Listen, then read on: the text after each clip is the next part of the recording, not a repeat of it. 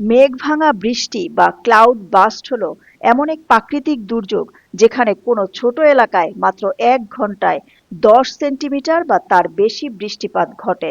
এর তীব্রতা সাধারণ বৃষ্টির তুলনায় বহুগুণ বেশি।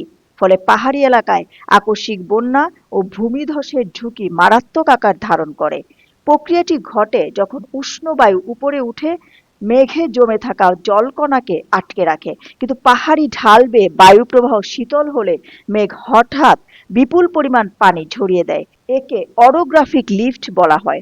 সমতলেও মেঘ ভাঙা বৃষ্টি হতে পারে, তবে পাহাড়ি অঞ্চলে এর ঝুঁকি বেশি।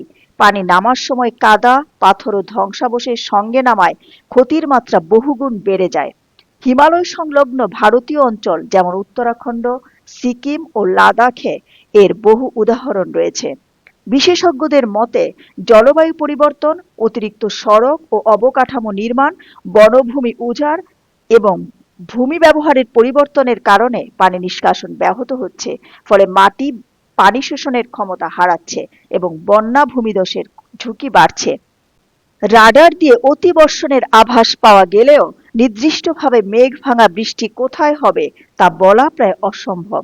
হিমালয়ের প্রত্যন্ত এলাকায় পর্যাপ্ত রাডার না থাকায় পূর্বাভাসে ঘাটতি রয়েছে। সাম্প্রতিক সময়ে পাকিস্তানের উত্তর পশ্চিমাঞ্চলে মেঘ ভাঙা বৃষ্টি ও ভয়াবহ বন্যায় ব্যাপক প্রাণহানি ঘটেছে। 26 জুন থেকে শুরু হওয়া এই দুর্যোগে বুধবার পর্যন্ত মৃতের সংখ্যা দাঁড়িয়েছে 706 জনে, আহত 965। সবচেয়ে বেশি ক্ষতিগ্রস্ত হয়েছে খাইবার পাখতুনখাওয়া প্রদেশে, যেখানে 427 জন প্রাণ হারিয়েছেন। শুধু বুনের জেলায় মৃত্যু হয়েছে 222 জনের। হাজারো ঘরবাড়ি ধ্বংস হয়েছে এবং বহু মানুষ এখনো নিখোঁজ। সেনাবাহিনী ও উদ্ধারকর্মীরা ত্রাণ ও উদ্ধার কাজ চালিয়ে যাচ্ছে। এখন পর্যন্ত 25,000-এরও বেশি মানুষকে নিরাপদ স্থানে সরানো হয়েছে।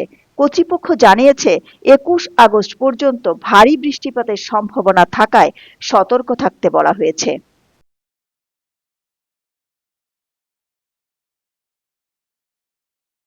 দিলরুবা খান, দৈনিক আর নিউজ।